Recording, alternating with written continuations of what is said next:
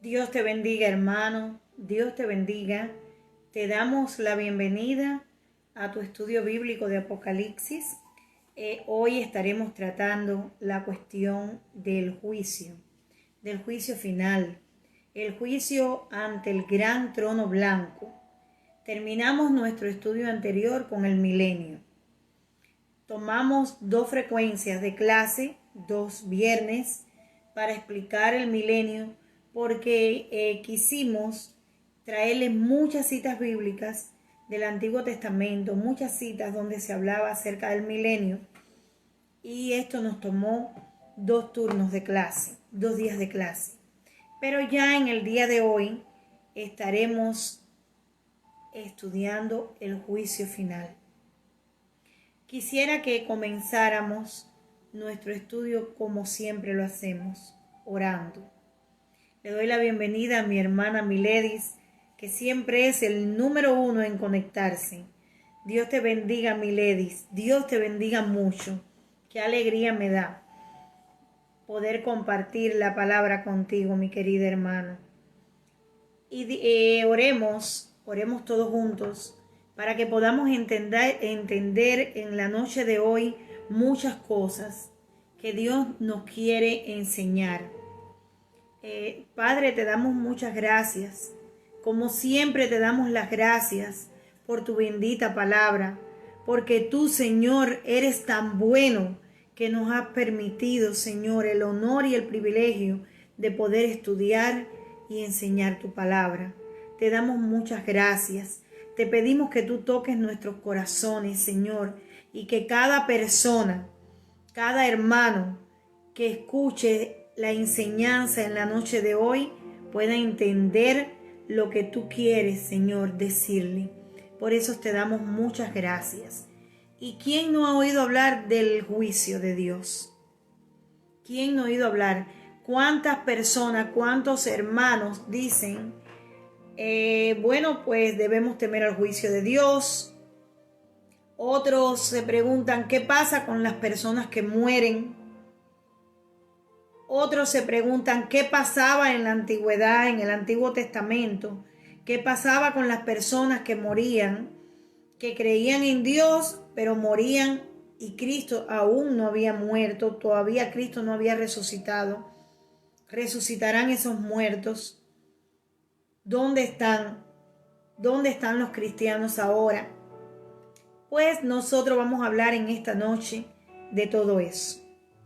Yo quiero que usted ponga amén si usted en algún momento se ha preguntado el asunto de qué pasa después que uno muere. ¿Qué va a suceder después que yo muera? Dice el verso 11 del capítulo 20, que es el capítulo que nos ocupa, y vi un gran trono blanco y al que estaba sentado en él, de delante de él, del cual huyeron la tierra y el cielo, y ningún lugar se encontró para ellos. Y vi a los muertos, grandes y pequeños, de pie ante Dios. Y yo quiero, antes de seguir en esta enseñanza, hacer una salvedad aquí. Dice, y vi a los muertos grandes y pequeños. Y ahora estaban los pequeños en el juicio final. Ahí estaban. Escuche esto y reténgalo en su mente, porque de esto vamos a hablar. De estos pequeños que se ven allí delante del gran trono blanco, de pie ante Dios, y los libros fueron abiertos, los libros. Y otro libro fue abierto, el cual es el libro de la vida, y fueron juzgados los muertos por las cosas que estaban escritas en los libros según sus obras. Y el mar entregó los muertos que había en él, y la muerte y el Hades entregaron los muertos que había en ellos, y fueron juzgados cada uno según sus obras. y la muerte y el Hades fueron lanzados al lago de fuego. Esta es la segunda muerte. Y el que no se halló inscrito en el libro de la vida fue lanzado al lago de fuego. Y esto sucedió después del milenio. Pero nosotros tenemos un orden, nosotros llevamos un orden cronológico, llevamos un orden de los eventos. Y habíamos dicho que la primera resurrección sucede antes del milenio, con la venida de Cristo. Después de la gran tribulación, que comienza con la aparición del anticristo, ya lo estudiamos en estudios anteriores, viene la segunda venida del Señor, los muertos en Cristo resucitan, la iglesia viene a reinar con Cristo por 1000 años en la tierra, ya estudiamos el milenio, y después viene el juicio final. Pues viene el juicio delante del gran trono blanco. Ahora, estuvimos haciendo algunas preguntas a este texto. Lo primero que notamos es que había grandes y había pequeños. Lo segundo que notamos es que había otros libros que no eran solamente el libro de la vida. Hay otros libros que van a ser abiertos en este juicio. También notamos que dice que la muerte y el Hades fueron lanzados al lago de fuego. Esta es la muerte segunda. Y yo me pregunto, porque hay muchas palabras que se usan durante toda la Biblia para definir un lugar determinado. Primero vamos a hacer aquí una aclaración. El infierno y el lago de fuego no es lo mismo. El infierno y el lago de fuego no es lo mismo. Y vamos a ver por qué. Vamos a ver por qué. En el infierno, en el lago de fuego, no hay absolutamente nadie. Porque dice este texto, fíjese, vamos a determinar aquí qué pasó. Mire, en el verso 8 dice, y saldrá, es el final del milenio. El verso 10, y el diablo que los engañaba fue lanzado en el lago de fuego y azufre, donde estaban la bestia y el falso profeta, y serán atormentados día y noche por los siglos de los siglos. La bestia y el falso profeta van a estrenar el lago de fuego. Pero allí no hay nadie todavía. En el lago de fuego todavía no hay nadie. ¿Por qué? Porque después del juicio es que dice, y el mar entregó los muertos que había en él, y la muerte y el Hades entregaron los muertos que había en ellos, y fueron juzgados cada uno según sus obras, y la muerte y el Hades fueron lanzados al lago de fuego. Esta es la muerte segunda. Y el que no se halló inscrito en el libro de la vida fue lanzado al lago de fuego. Ahora, ¿hay alguien en el lago de fuego ahora? No hay nadie en el lago de fuego. No hay nadie. Por una sencilla razón. Porque no se ha celebrado el juicio. Como el juicio no se ha celebrado, no hay nadie. Nadie ha sido lanzado. Muchas personas confunden, muchos hermanos confunden el lago de fuego con el infierno. Y esta noche vamos a aclarar qué es el lago de fuego, qué es el infierno, qué es el Hades, qué es el Seol, qué es el sepulcro, a dónde van los muertos, a dónde iban los muertos de la antigüedad, todo esto vamos a aclarar, porque este es el estudio que es para eso. Existen 4 palabras diferentes, tanto en el griego como en el hebreo, para describir el lugar de los muertos. El lugar de los muertos antes de Cristo, de los muertos los justos y los pecadores. El lugar de los muertos después de Cristo, de los cristianos y de los impíos. Y vamos a ver, para describir el lugar de los muertos hasta el tiempo de la resurrección. En ninguna manera estas palabras definen un estado eterno. Esta palabra que nosotros vamos a ver ahora no es el estado eterno de todas las cosas. Para nada. Nosotros acabamos de leer cómo será el estado eterno, el lago de fuego, después del juicio final, del juicio del gran trono blanco, será el destino de los impíos, el destino de Satanás, el destino del falso profeta, el destino de los demonios, de los ángeles caídos, el destino del anticristo. Ese es el destino eterno.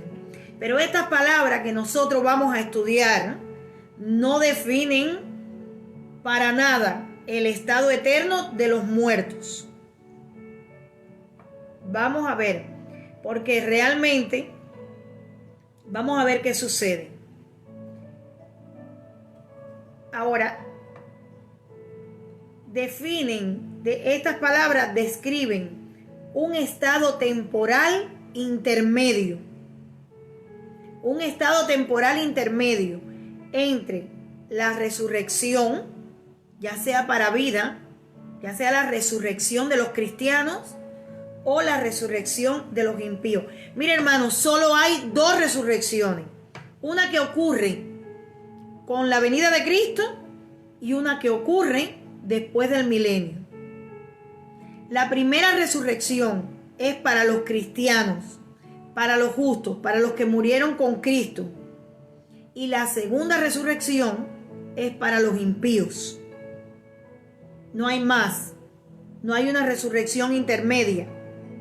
Lo que hay intermedio entre la resurrección del cuerpo y la muerte del cuerpo es el estado intermedio, este estado que se describe como el lugar. Se describe en la Biblia como Seol.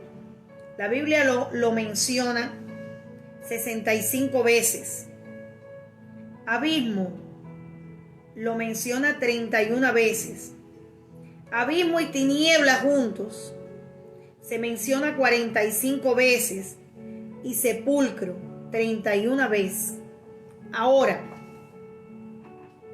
estas palabras son las distintas traducciones de la palabra infierno. Y es lo que yo le decía. No podemos confundir el lago de fuego con el infierno. No podemos confundir el lago de fuego con el infierno. ¿Qué es el infierno? ¿Qué es el infierno? Un lugar. Es un lugar determinado. Es una prisión de las almas. Conocido como Seol, abismo y tiniebla, sepulcro. Vamos a ver en el Nuevo Testamento. Esto estamos hablando Antiguo Testamento. Las palabras que para definir este lugar, infierno. Y son distintas palabras, distintas traducciones de la palabra infierno. Infierno, lugar de los muertos. Después que usted muere, el alma es inmortal. El cuerpo se acaba. El cuerpo se muere. Descansa. Se vuelve polvo. Pero nuestra alma no. Y ahora vamos a poner un ejemplo. Perdón. Vamos a poner un ejemplo de cómo después que la persona muere, la persona sigue viva.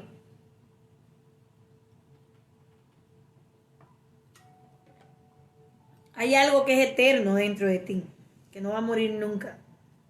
No debemos equivocarnos con esta situación de creer que todo lo que va a suceder es esto que estamos viendo y que cuando se acabe esta vida terrenal, este cuerpo, que envejezca y que muramos, pues todo terminó allí. Para nada. Después que usted muera, usted estará bien atento, bien despierto. Sus sentidos estarán bien despiertos. Y usted me dirá, bueno, mis sentidos, si todos sus sentidos, todo el potencial de tus sentidos estará totalmente despierto. Lo vamos a ver durante la clase. Ahora le voy a aclarar. Estas palabras son traducciones de la palabra infierno. Infierno, un lugar donde las almas de los justos y de los pecadores estaban presas en el Antiguo Testamento. Ahora, usted me va a decir, ¿los justos también estaban presos? Bueno, pues yo le voy a preguntar algo. La Biblia establece que nadie puede hablar con los muertos. La Biblia establece que después que una persona falleció, ya no puede estar en un lugar que Dios tiene determinado y no puede salir de allí. No puede aparecérsele a sus seres queridos, no puede hablarle a los seres queridos. Si alguien ha tenido una experiencia con un ser querido que ha fallecido, quiero decirte, eso puede ser producto de tu imaginación o puede ser un engaño de los demonios, un engaño del diablo, porque Dios tiene determinado un lugar. Como mismo el mar puede llegar hasta cierto sitio y Dios le puso límites al mar, existe un lugar de donde las almas no pueden salir a comunicarse con los vivos, con los que están vivos físicamente. No es así. Entonces, este lugar llamado Seol, sepulcro, abismo, tinieblas y llamado infierno, que es un lugar es una prisión de las almas. Y vamos a ver, vamos a seguir desarrollando nuestro estudio. Es un estado de existencia temporal. Los que van a habitar allí, los que van a ir a vivir allí, o iban a vivir ahí algunos, otros se quedaron y veremos por qué. Dios tenía soberanía sobre todo el Seol, sobre el infierno. Dios es soberano, hermano. Dios es soberano en el cielo, es soberano en los aires, es soberano en la tierra, es soberano debajo de la tierra. Dios es soberano. Y se consideraba un lugar temporal donde los justos esperaban la resurrección para el milenio. Todo el Antiguo Testamento habla que los justos iban a permanecer allí, en ese lugar, hasta la resurrección para el milenio. No se me vayan, porque hay una gran sorpresa en esta enseñanza, que quizás usted no sepa. Porque cuando escuchamos la palabra infierno, pues la palabra infierno te sugiere terror, sufrimiento, agonía. Y es verdad, pero hay algo allí, hay algo específico, y lo vamos a ver en la parábola del rico y Lázaro, donde se nos aclara cómo era este lugar. No te me vayas a ir, no vayas a pensar que porque estoy diciendo que allí ahí estaban los justos y los pecadores y los impíos, era lo mismo para los dos. No era así. Sigamos. Entonces allí los justos estaban esperando su resurrección para entrar al milenio, y esto era lo que creían los hombres que vivieron en el Antiguo Testamento. Ahora, en el Nuevo Testamento, la palabra que se traduce por Seol fue cambiada, y en el griego usa Jesús la palabra Hades. Y la palabra Hades ya no se traduce como paraíso. Fíjese, la palabra Seol, sepulcro, tártaro también del Antiguo Testamento es la palabra para definir el infierno. Pero ahora, en el Nuevo Testamento, este lugar, esta palabra, que es para definir infierno, también quiere decir paraíso. También quiere decir paraíso. Entonces, la palabra que se usó desde el principio fue Seol. Y la traducción hebrea del Seol es infierno. Y sobre esta palabra, en el escenario bíblico, te enseña algo. Su dirección es hacia abajo, debajo de la tierra. Eso enseña la Biblia. El lugar está en la tierra, debajo de la tierra. En cuanto a su naturaleza, se refiere al estado de los muertos, nunca al acto de morir.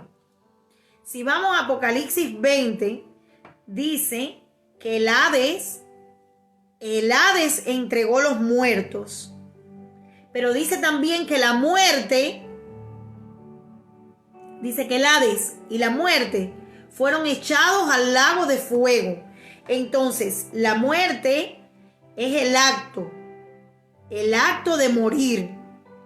Cuando el Señor venga, fíjese, cuando ocurra la resurrección, algunos van a estar en el mismo momento de estar muriendo.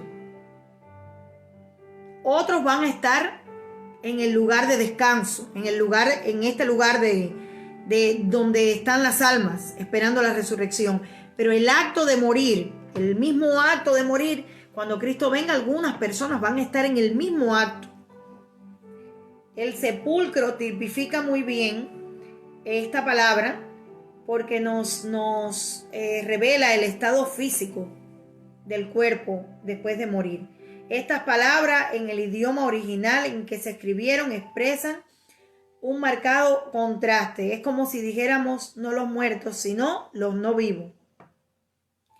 La palabra infierno en sí misma, así como sus distintas traducciones, denotaba para sus primeros oyentes castigo, dolor, terror, sufrimiento.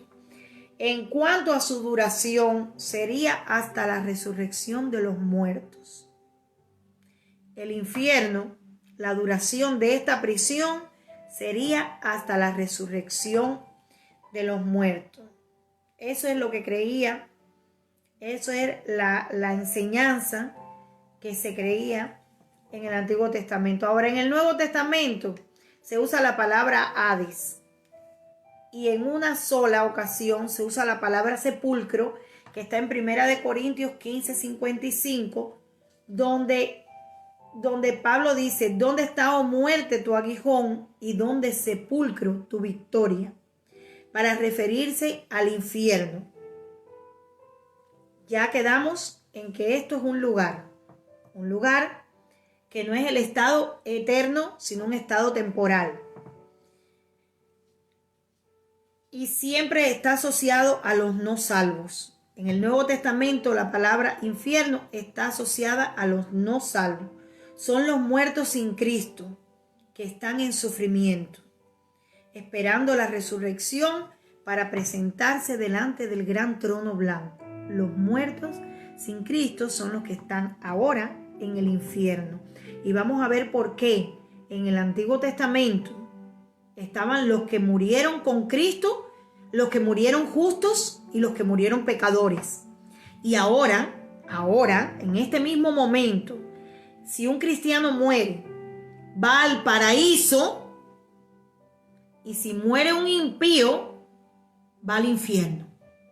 Ahora mismo, en este mismo momento, después de la muerte de Cristo, después de la resurrección de Cristo, el cristiano que muere va al paraíso y el impío que muere va al infierno. Pero no era así en el Antiguo Testamento, y vamos a ver por qué. Hades aparece 11 veces. No voy a seguir hablando del significado y la etimología de la palabra. Vamos directo al pollo del arroz con pollo. En el Evangelio de Lucas, en el capítulo 16, del verso 19 al 26, vamos a leer qué es lo que sucedía antes de Cristo morir. Antes de Cristo morir, mire lo que sucedía. Había un hombre rico que se vestía de púrpura y de lino fino, y hacía cada día banquete con esplendidez. Había también un mendigo llamado Lázaro, que estaba echado a la puerta de aquel lleno de llagas, y ansiaba saciarse de las migajas que caían de la mesa del rico, y aun los perros que venían y le lamían las llagas. Aconteció que murió el mendigo, y fue llevado por los ángeles al seno de Abraham. Y murió también el rico, y fue sepultado. Y en el Hades, fíjense, está diciendo, Lázaro fue al seno de Abraham. Y el seno de Abraham quiere decir el paraíso. También quiere decir el paraíso. Entonces, dice que Lázaro fue al seno de Abraham y el rico fue sepultado. Y dice, en el Hades alzó sus ojos, el rico, estando en tormentos, y vio de lejos a Abraham y a Lázaro en su seno. Entonces él, dando voces, dijo: Padre Abraham, ten misericordia de mí y envía a Lázaro para que moje la punta de su dedo en agua y refresque mi lengua, porque estoy atormentado en esta llama. Hasta aquí vamos a llegar. Murieron los dos. Es una parábola, es una enseñanza. El Señor Jesús quiere ilustrarnos por medio de esta parábola una enseñanza. Nos está enseñando cómo era la cuestión de los muertos. ¿Cómo era? Y es importante porque el Señor nunca enseñó nada porque sí, sino porque era necesario para que después veamos la grandeza de la redención. Lo que Jesús hizo en el Calvario es más de lo que podemos imaginar, es más de lo que hemos leído, es más de lo que hemos aprendido. Mire, le dije que el Hades es lo mismo que el infierno, que el sepulcro y que el Seol. Y aquí está diciendo el Señor Jesús que en el Hades estaba también el seno de Abraham, dividido por un gran abismo, por una cima, pero no cima con C, cima con S, que significa abismo, hueco profundo, una separación muy grande, que ni Lázaro podía ir donde estaba el rico, ni el rico podía pasar donde estaba Lázaro, y los impíos podían mirar el paraíso, podían mirar la bendición de Dios, podían ver cómo ellos eran atormentados, pero Lázaro estaba disfrutando. Eso es imposible para el hombre, pero posible es para Dios. Dijimos que el infierno está debajo de la tierra y dice que el rico decía: estoy atormentado en estas llamas. ¿Cuáles son las temperaturas que hay debajo de la tierra? Yo no soy sismóloga, yo sé que los volcanes están debajo de la tierra. He oído mucho a personas que sí saben sobre las altas temperaturas que hay debajo de las distintas capas que tiene la tierra. Pero sucede que, para asombro nuestro, en ese lugar donde estaban retenidas todas las almas, la de Lázaro y la del rico, que quiere decir, está enseñándonos también que Abraham estaba ahí. El padre de la fe no estaba atormentado, dice, recibía bienes, estaba en el paraíso estaba en ese lugar. Y como le dije, era un mismo lugar. Verso 23. Y en el Hades alzó sus ojos, estando en tormentos, y vio de lejos a Abraham y a Lázaro en su seno. Si el Hades está debajo de la tierra y un abismo separa, vayamos poco a poco descubriendo qué fue lo que sucedió. ¿Qué fue lo que sucedió? Que hoy no están en el mismo lugar. Hoy no están en el mismo lugar. los justos y los impíos no están en el mismo sitio, aunque no se le puede presentar a usted nadie. Nadie que haya muerto se puede presentar a usted y hablarle y tener esa comunicación. Ahora, otra de las enseñanzas que nos deja ver este maravilloso pasaje, esta maravillosa parábola, es que después de muerto, las personas ven y las personas sienten. Que hay un yo, que hay algo dentro de este cuerpo que se va desgastando, este cuerpo que quedará, que se volverá tierra y que solo hasta que Cristo venga no será resucitado en gloria.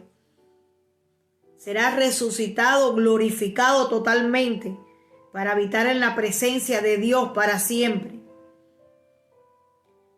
A ese algo que está dentro de ti no se va a morir, va a estar atento.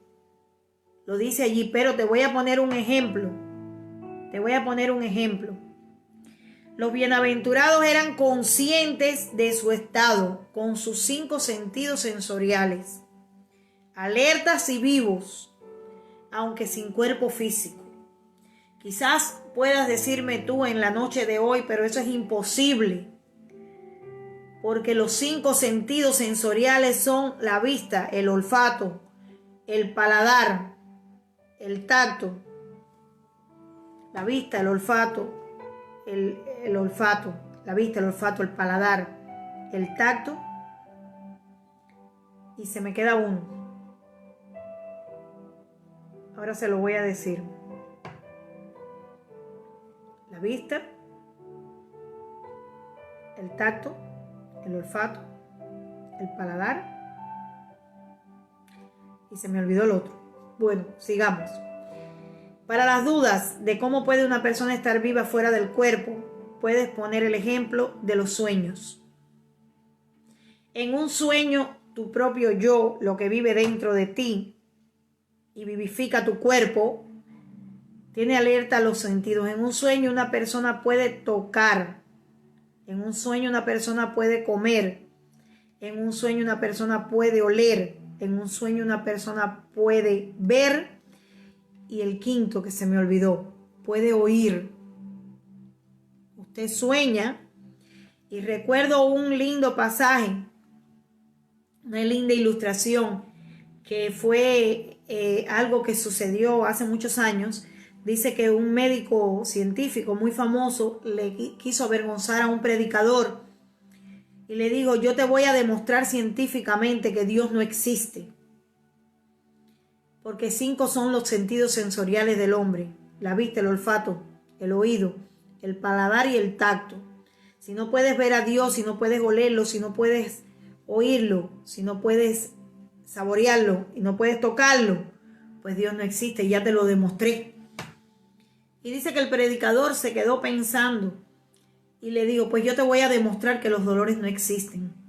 Y de esta misma forma le habló acerca de los dolores que no existían. Se lo demostró igual: no lo veo, no lo siento, no lo toco, no lo huelo. Pues ese yo que habita dentro de ti, que después que tú mueres está alerta, seguirá alerta por siempre. Después de la muerte hay vida y más vida, y una vida que nunca se acaba. Nosotros aquí debemos definir para dónde vamos. Y seguimos la línea de estudio que tenemos. Dijimos que estaba el paraíso, que es el seno de Abraham, donde estaba Abraham, y estaba el hombre atormentado también. Lázaro y Abraham no estaban atormentados, y el rico sí estaba atormentado, pero todos en un mismo lugar llamado Hades. Ahora veamos este pasaje de Lucas 23, que es Jesús en la cruz. Dice: y uno de los malhechores que estaban colgados le injuriaba diciendo: si tú eres el Cristo, sálvate a ti mismo y a nosotros. Respondiendo el otro, le respondió diciendo: ¿ni aún temes tú a Dios, estando en la misma condenación. Nosotros a la verdad justamente padecemos, porque recibimos lo que merecían nuestros hechos, mas este ningún mal hizo. Y dijo a Jesús, acuérdate de mí cuando vengas en tu reino. Entonces Jesús le dijo, de cierto te digo, que hoy estarás conmigo en el paraíso. El ladrón en la cruz recibe la promesa de Jesús de estar en el paraíso. Jesús no le dice, hoy estarás conmigo en el cielo. Cristo no subió al cielo hasta después de 40 días de haber sido resucitado y los apóstoles lo vieron. Cristo no subió al cielo después que murió, hasta 40 días después. Cuando Él muere, ¿qué dice la Biblia? Que descendió a lo profundo de la tierra. Y le dice al ladrón, hoy tú estarás conmigo en el paraíso. ¿Dónde estaba el paraíso? En el Hades, en el lugar de los muertos, en el infierno. Recuerden que infierno, Hades, sepulcro, tártaro, lo que quiere decir es lugar temporal, intermedio entre la muerte física y la resurrección. Y Jesús, fíjese, vamos a ver cuándo va al cielo Jesús. No fue cuando murió. En Hechos 1, 9 y 10 dice, y habiendo dicho estas cosas, viéndolo ellos, fue alzado y les recibió una nube que lo ocultó de sus ojos. Y estando ellos con los ojos puestos en el cielo, entre tanto que él se iba, he aquí se pusieron junto a ellos 2 varones con vestiduras blancas. Ese es el momento en el que Jesús va al cielo, porque lo dice la Biblia. No es el momento después que murió, no fue ese momento en el que él fue al cielo. Cuando Jesús dijo, hoy estarás conmigo en el paraíso, era que él visitaría el lugar donde estaba Eliseo, David, Moisés, Abraham, Josué y todos los demás justos del Antiguo Testamento, en el centro de la tierra, abajo, no arriba. En el otro lado estaba el infierno. Estaban atormentadas las almas. Por eso el rico vio a Lázaro que estaba al otro lado. El Hades estaba dividido por una gran cima o un gran abismo que les impedía reunirse. Después de la ascensión de Cristo ocurre un cambio, pero solo para los salvos. Y está es aquí donde yo quería llegar.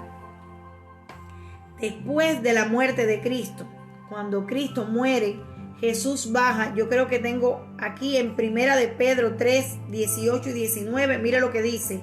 Porque también Cristo padeció una sola vez por los pecados, el justo por los injustos, para llevarnos a Dios, siendo a la verdad muerto en la carne, pero vivificado en el espíritu. Eso es lo que pasa con el hombre.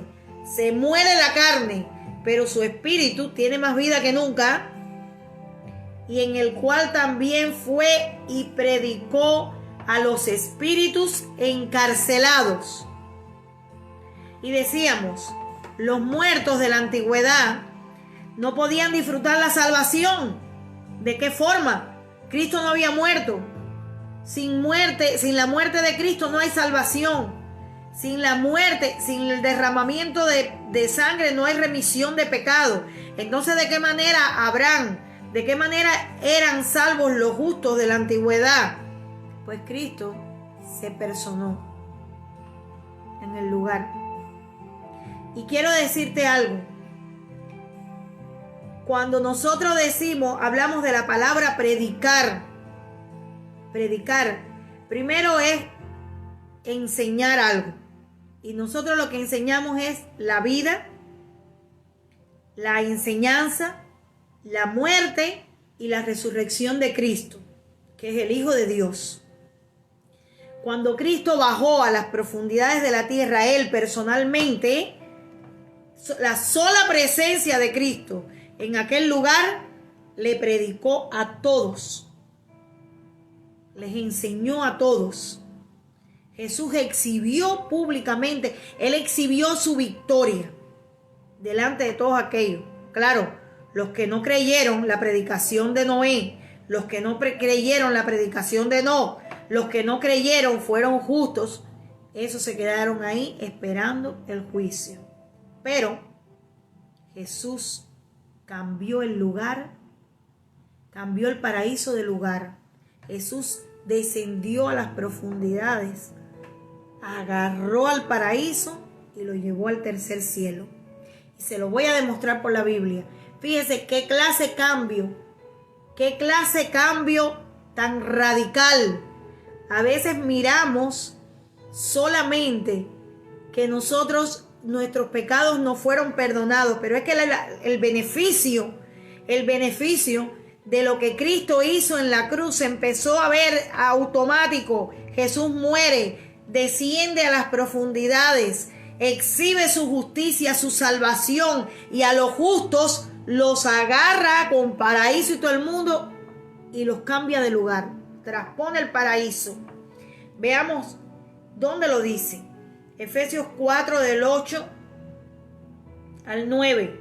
Por lo cual dice: subiendo lo alto, llevó cautiva la cautividad y dio dones a los hombres. Y eso de que subió, ¿qué es? Sino que también había descendido primero a las partes más bajas de la tierra. Usted recuerda que yo le dije que estaban cautivos, que el infierno era un lugar donde estaban presas las almas, esos espíritus de los justos que habían muerto esperando el día de su redención.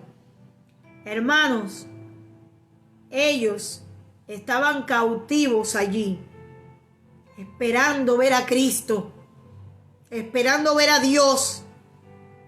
Y Jesús llegó y los tomó. Y hubo un desfile de almas, hermanos.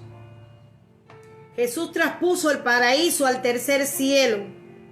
Fíjese si fue así, que vamos a ver algo aquí. En 1 Corintios 12, del 2 al 4. Pablo dice: conozco a un hombre en Cristo. Y ya no estamos hablando del Antiguo Testamento. Y ya Cristo había subido al Padre. Ya Él había ido al cielo. Que hace 14 años, si en el cuerpo no lo sé, si fuera del cuerpo no lo sé, Dios lo sabe, fue arrebatado hasta el tercer cielo. Y conozco al tal hombre, si en el cuerpo o fuera del cuerpo no lo sé, Dios lo sabe, que fue arrebatado al paraíso, al seno de Abraham, donde oyó palabras inefables que no le es dado al hombre expresar. Cuando Jesús dice al ladrón en la cruz: hoy estarás conmigo en el paraíso, es el mismo paraíso que visitó el apóstol Pablo, que estaba en el centro de la tierra, que estaba en el lugar donde estaban las almas atormentadas también, que esperan la resurrección después del milenio. Mire la grandeza, mire el poderío de nuestro Cristo, que descendió. Él no deja atrás a nadie, no nos va a dejar atrás. Descendió a las partes más bajas para que no se le quedara uno. Tomó al paraíso como quien toma una carpa y la traspuso, lo traspuso, se lo llevó al tercer cielo, a la presencia de Dios. Ese es el Cristo en el que nosotros creemos. Ese es el Dios al que nosotros le servimos. El que tiene el poder sobre nuestras vidas aún después de muertos. La iglesia debe creer que hay vida después que termine todo este episodio aquí. Este episodio es temporal. Pero les estaba diciendo que me llamó la atención en el capítulo 20, cuando decía que los muertos, grandes y pequeños, iban a estar delante del trono. Hermanos, la edad para ser salvo o condenado, solo Dios la conoce. Cuando usted conoce lo bueno y lo malo. Otra cosa quiero decirle, la iglesia va a estar en este juicio, va a estar presente. Mateo 25, busque el juicio. Mateo 25 dice que el Señor va a poner a unos a la derecha y a otros a la izquierda. Y a los de la derecha le va a decir, vengan conmigo, bendito del Padre. Ahí no va a ser juzgado nadie. Solamente el Señor nos va a decir, vengan, hereden lo que ustedes tienen preparado. Y entonces sí viene el estado eterno de todas las cosas. Porque hasta ahora lo que vimos fue el estado de los muertos, el lugar temporal, un estadio temporal entre la muerte física y la resurrección. Después de los 1000 años, cuando sea el juicio, la iglesia estará presente. ¿Para qué? Para ir a sus moradas celestiales. Y el impío va a ser juzgado. Se van a abrir libros donde estarán escritas todas las obras. Que nadie se engañe. Dios no puede ser burlado. Toda obra será llevada a juicio. Y todos daremos cuentas. Dios te bendiga, iglesia. Dios te bendiga. Quisiera que oráramos, que pidamos a Dios que nuestro nombre esté escrito en el libro de la vida ese día. Que cuando allá se pase lista, nosotros estemos en esa lista. Señor, ponemos delante de ti toda tu iglesia. Ponemos delante de ti toda tu iglesia. Si alguien tiene algún ser querido enfermo o en condiciones que puede estar próximo a partir para el Señor, con el Señor, háblele. Háblele. Dígale, Cristo te está esperando. Arrepiéntete de todos tus pecados, todos tus pensamientos. Arrepiéntete de todo lo que tú creas. Todos los hombres somos pecadores, todos. Aunque usted vea una persona muy buena que ha tenido una vida excelente, siempre hay pecado en nuestra vida. Si usted quiere tener la garantía de poder volver a ver a su ser querido, dígale, arrepiéntete para que puedas entrar, porque lindas cosas te esperan. Cuando el hombre cierra sus ojos, el impío va directo al infierno, pero el justo va directo al paraíso, a la presencia de Dios, donde hay mejores cosas, donde todo este batallar terminó. Y después queda un cuerpo que será resucitado y glorificado en la presencia de Dios. Y luego estaremos siempre con el Señor. Dios te bendiga, iglesia. Dios te bendiga. Mi anhelo es que tu nombre esté escrito en el libro de la vida. Amén.